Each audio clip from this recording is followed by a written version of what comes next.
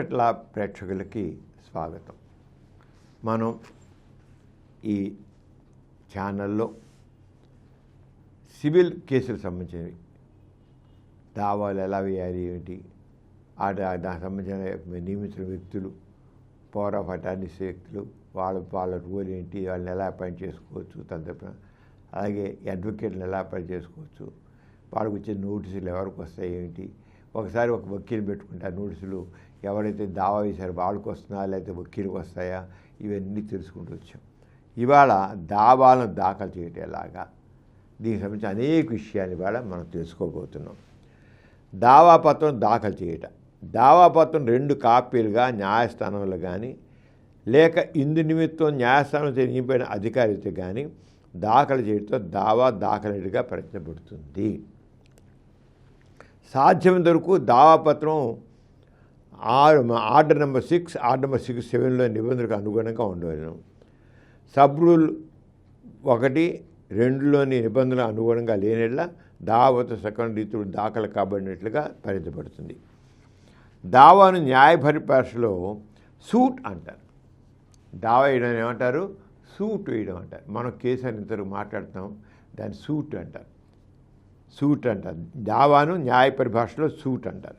దావాపత్రంని ప్లెయింట్ అంటారు. ప్లెయింట్ అని అంటారు. దావాపత్రాన్ని ప్లెయింట్ అంటారు.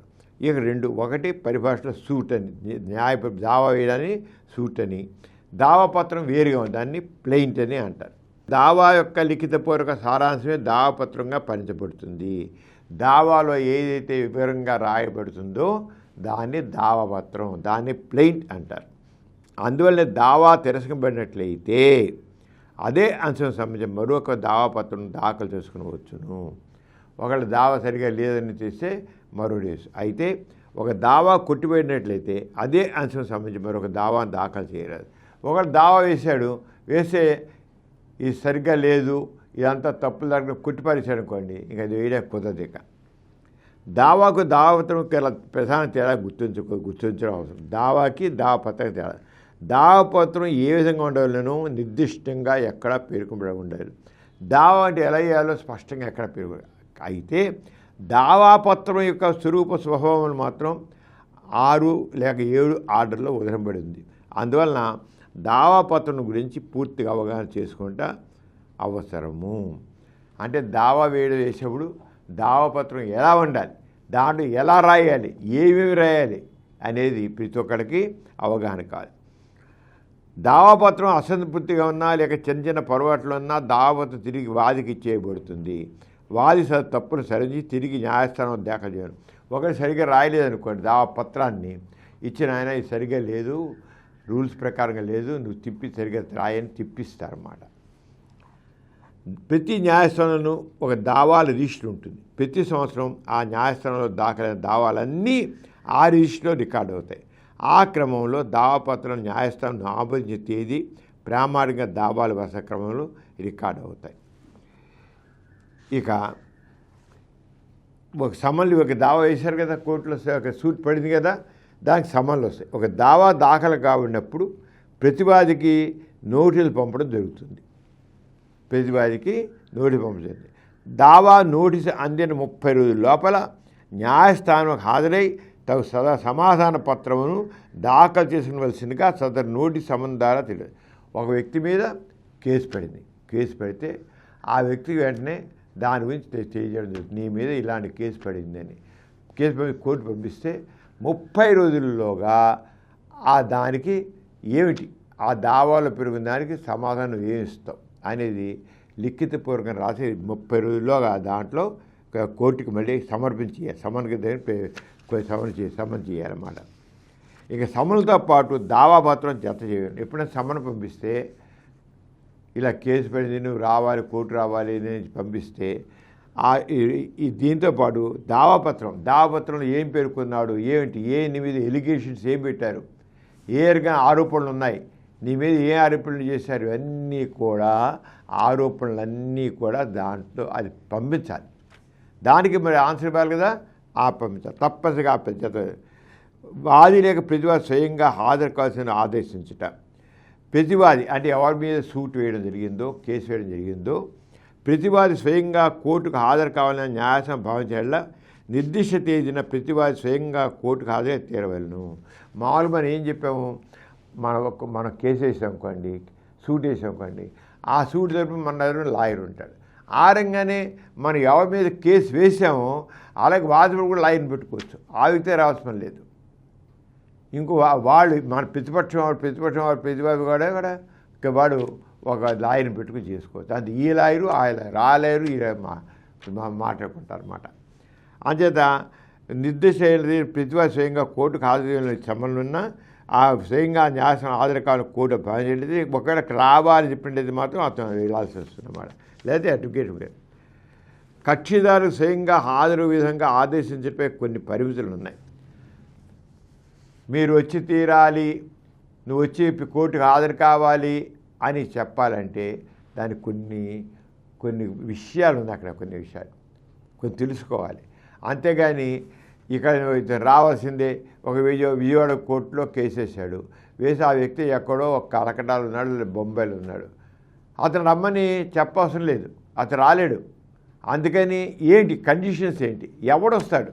వాడు కేసు వేస్తే స్వయంగా ఎవరి మీద కేసు పడిందో ఆ వ్యక్తి బదులుగా అడ్వకేట్ ఎట్లా ఉంటాడు వేరే విషయం, ఆ వ్యక్తి తరపున ఎలా ఉంటాడు.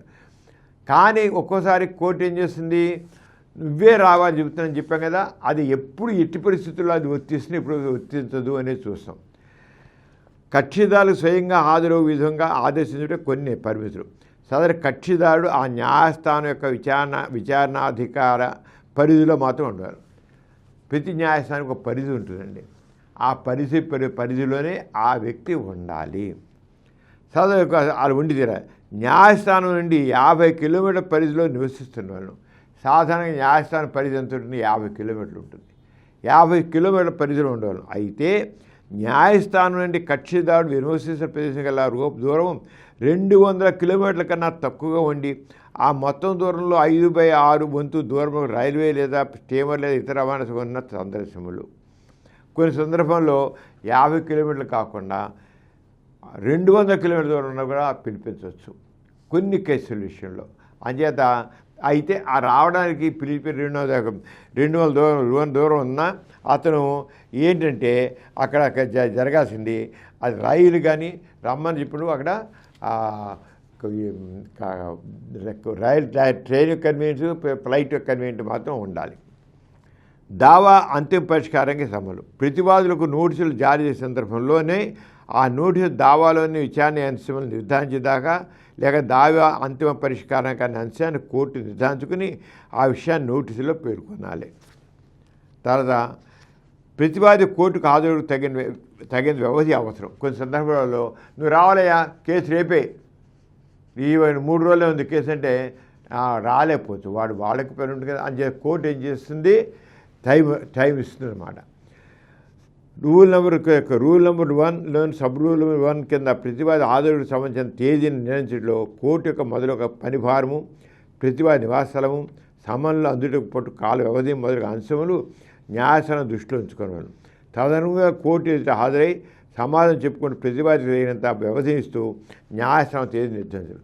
ఉన్నకోండి పిలుస్తున్నారు, ఆ మనిషి రావాలి, అతను కూడా పనిలో ఉంటాడు, కోర్టు సభను వెళ్ళాలి. ఆ సమ్మను అంతే ఎల్లుండి రా అంటే రాదు, వీడు తీసే సమ్మను ఇవ్వాలి కదా, ఎక్కిస్తాడు. అంతే కోర్టు యొక్క బాధ్యత నెరవేర్చడానికి దానికి టైం కావాలి, అంచేత చూసుకొని చేయాలి. డాక్యుమెంట్లు దాఖలు చేయని నిమిత్తము ప్రతివాది సమన్లు న్యాయస్థానం హాజరయ్యి దావాపత్రం సమాధానం చెప్పుకోవలసిందిగా ప్రతివాదిని ఆదేశిస్తూ సమన్లు జారీ చేసే సందర్భంలో స్వాధీనంలో ఉండి ప్రతివాది వాదనకు సంబంధించిన అన్ని పత్రములు లేక ఆర్డర్లు 8 రూల్ నెంబర్ 1A ఉదరింపబడిన డాక్యుమెంట్లు లేక వాటి నకలను కూడా కోర్టులో దాఖలు చేయవలసినగా సమన్లో తప్పనిసరిగా ఉదయించడం. ఒక్కోసారి ఎవరికి నోటీస్ పంపించారో ఏమి కావాలో కూడా దాంట్లో మెన్షన్ చేయాలి. సాక్షులను హాజరుపరిచిన కోర్టు దావా అంతిమ పరిష్కారం కోసమే ఫైనల్ డిస్పోజల్ నోటీసులు జారీ అయ్యే సందర్భంలో ఆ తేదీనే ప్రతివాది తన తరపున సాక్షులను కూడా కోర్టులో హాజరుపరచాల్సిందిగా నోటీసులోనే ఆదేశపడింది. ఒకవేళ ఫైనల్కి వచ్చేసింది కేసు ఫైనల్కి వచ్చినప్పుడు దానికి సంబంధించిన వాళ్ళందరినీ అందరూ కూడా ఫలానా రావాలని నోటీసులన్నీ పేర్లన్నీ రాయాలి. కోర్టు ద్వారా నోటీసులు పంపు విధానం. దావా దాఖలు కాబడిన న్యాయస్థాన పరిధిలో ప్రతివాది కానీ లేక అతని అంగీకృత ప్రతినిధి కానీ అంటే నోటీసులు తీసుకునే అధికారం గల అతను ఉండవలను. నివాసం ఉన్నట్టు ఉంటున్నట్లయితే కోర్టు ఉద్యోగి ద్వారా కానీ లేక న్యాయస్థానం ఆమోదమైన కొరియర్ సర్వీస్ ద్వారా కానీ దావా నోటీసులు అతనికి పంపబడతాయి. ఎవరికైనా నోటీసులు ఇలా పంపబడతాయి. కోర్టు ఉద్యోగి దావా దాఖలైన కోర్టుకు చెందని వాడినట్లయితే నిర్దేశించిన విధంగా కోర్టు నోటీసులు అది అందజేయబడతాయి. దావా నోటీసులను తిరుగు రసీదుతో కూడిన రిజిస్టర్ పోస్ట్ ద్వారా కానీ లేక స్పీడ్ పోస్టులో కానీ హైకోర్టు లేదా రూల్ నెంబర్ 1లో వదిలిపెట్టిన కోర్టువే ఆమోద కొరియర్ సర్వీస్ ద్వారా కానీ లేదా కోర్టు ఆమోదపడిన నిబంధనానుసారం ఫ్యాక్సు ఎలక్ట్రానిక్ మెయిల్ ద్వారా సర్వీస్ ద్వారా కానీ విధానం ద్వారా కానీ ప్రతివాదికి అతని ప్రతినిధికి కానీ పంపించవచ్చు. దావా నోటీసుల్ని ఈ విధంగా పంపించవచ్చు. వాది ద్వారా నోటీసు అందజేయట. రూల్ నెంబర్ 9లో ఉదయింపడిన విధంగా ప్రతివాదికి దావా నోటీసు పంపుడుతో పాటు వాది దరఖాస్తు చేసుకున్నట్లయితే వాది స్వయంగా దావా నోటీసు ప్రతివాదికి అందజేయటం కోర్టు అనుమతించవచ్చు. అటువంటి సందర్భంలో సంబంధ కోర్టు అధికారి చేబ్రాలు మరియు కోర్టు యొక్క అధికారంతో కలిగిన దావా నోటీసులను వాదికి ఇవ్వడం జరుగుతుంది. ఆ దావా నోటీసులను ప్రతివాదికి స్వయంగా అందజేసి ఉంటుంది. Rule number 9 sub rule number 3లో ఉదయించిన విధంగా కూడా నోటీసులు అందజేయవచ్చు. అనేక మంది ప్రతివాదులకు సమన్లు కూడా అందజేయవచ్చు ఒకేసారి కూడా. ప్రత్యేకంగా మినహాయింపబడితే తప్ప సాధారణ ఒకే దావాలో అనేక మంది ప్రతివాదులు ఉన్నప్పుడు వారందరికీ సమన్లను విడివిడిగా అందజేయబడతాయి. ఇక సమన్లను ప్రతివాది కానీ అతని ప్రతినిధి కానీ అందజేయవచ్చును. ప్రతివాదికి చేయలేదు ప్రతినిధి కానీ సాధ్యమైనంత వరకు దావా నోటీసులు ప్రతివాదికి మాత్రం అందజేయబడను. అతనికి అధీకృత ప్రతినిధి ఉన్నప్పుడు తన ప్రతినిధికి కూడా సమన్లు అందజేయబడను. ప్రతివాది కుటుంబ సభ్యులకు నోటీసు అందజేయట. దావా నోటీసు అందజేసే సమయంలో ప్రతివాది ఇంట్లో ఉండకపోవచ్చు. సమీప భవిష్యత్తులో ప్రతివాది ఇంటికి వచ్చే అవకాశం కూడా ఉండకపోవచ్చు. అదే ఫారిన్ వెళ్ళిపోయి ఉండొచ్చు. ఎవరో కేసు వేశారు. కేసు వేసిన అతను లేడు, ఈ దేశంలో లేడు. అప్పుడు అతనికి అధీకృత ప్రతినిధి కూడా ఎవరు లేనట్టయితే మైనార్టీ తిని అతని కుటుంబ సభ్యులు ఎవరైనా నోటీసు అందజేయవచ్చును. ఇంట్లో ఎవరైనా మైనార్టీ తినమంటే వాళ్ళకి ఆ నోటీసు ఇచ్చేసి అతను లేకపోతే. ప్రతివాది కానీ లేక ప్రతినిధి కానీ దావా నోటీసు స్వీకరించేవాడు అందుకు నిదర్శనంగా నోటీసు కాపీ సంతకం చేయాల్సి ఉంది. ఎవరికి తీసుకున్నారు దావాని దాన్ని సంతకం చేయాలి. అలాగే కొన్ని సందర్భాల్లో ప్రతివాది కానీ లేక అతని ప్రతినిధి కానీ అంటే ఎవరైనా కేసు వేశారో అతని కుటుంబ సభ్యులు మొదలైన వారు కానీ దావా నోటీసు తీసుకుని తిరస్కరించవచ్చు. లేదా దావా నోటీసు అందజేసే సమయంలో ప్రతివాది ఇంట్లో ఉండకపోవచ్చు. సమీప భవిష్యత్తులో ప్రతివాది కనిపించే అవకాశం లేదని కోర్టు భావించవచ్చు. ప్రతివాదికి అధీకృత ప్రతినిధి కూడా లేకపోతే అటువంటి సందర్భంలో నోటీసు కాపీని ప్రతివాది నివాస గృహం యొక్క ప్రధాన ద్వారపై కానీ అంత ప్రముఖంగా కనిపించలే కానీ ఆ గృహ ప్రతినిధులు అంటించవలను. ఇంటికి వెళ్ళారండి, ఎవరు లేరు. ఎవరు ఏం చేస్తారు? మరి నోటీసు ఇవ్వాలి. వాడు ఎప్పుడు వస్తాడో కూడా తెలియదు, ఎక్కడ వెళ్ళాడో తెలియదు, ఏమీ సమాచారం లేదు. మనకి సమాచారం లేనప్పుడు ఆ ఇంటికి గోడ మీద అంటించి రావాలి. ఇంటి గోడకి అంటించి వస్తే అందరు చూసేట్లుగా ప్రముఖంగా ఉండాలన్నమాట. అలాగే నోటీసు అందజేయబడిన సమయం ఉదయించడం. రూల్ నెంబర్ 16లో ఉదయించిన విధంగా ప్రతివాదికి నోటీసు అందజేయబడినప్పుడు నోటీసు అందజేయబడిన సమయం కూడా కోర్టుకు తిరిగి పంపు నోటీసు ప్రతి కోర్టు అధికారి ఉదయించాలి. ఎవరి వ్యక్తి సహాయంతో ప్రతివాదిని గుర్తించినట్లయితే ఆ వ్యక్తి యొక్క పేరు చిరునామాలు కూడా ఉదయించాలి. అంటే దీంట్లో నోటీసు అందజేసిన సమయాన్ని కూడా ఏ టైంలో ఉదయం ఇచ్చారా, మధ్యాహ్నం ఇచ్చారా, సాయంత్రం ఇచ్చారు, ఎన్ని గంటలకు ఇచ్చారు, ఇవన్నీ కూడా తారీఖు తర్వాత ఏమో వారము సమయము అంతా కూడా దామి చేయాలి. ఈ రకంగా కొన్ని విషయాలు ఉన్నాయి. మనం ఇంకా కొన్ని విషయాల్ని వచ్చే ఎపిసోడ్ తీసుకున్నాం. అంతవరకు సెలవు, మరి నమస్తే. ఈ కార్యక్రమం మీకు ఎంతో నచ్చింది కదా. ఇటువంటి మరిన్ని వీడియోల కోసం అనతి కాలంలోనే 21 కోట్ల వ్యూస్ సాధించిన సమరం ఛానల్ సమర్పించు సమరం ఎక్స్పర్ట్ల ఛానల్కు సబ్స్క్రైబ్ చేయండి, లైక్ చేయండి, మీ ఫ్రెండ్స్కి షేర్ చేయండి. అలాగే ప్రక్కనున్న గంట సింబల్ని ప్రెస్ చేయడం మర్చిపోకండి.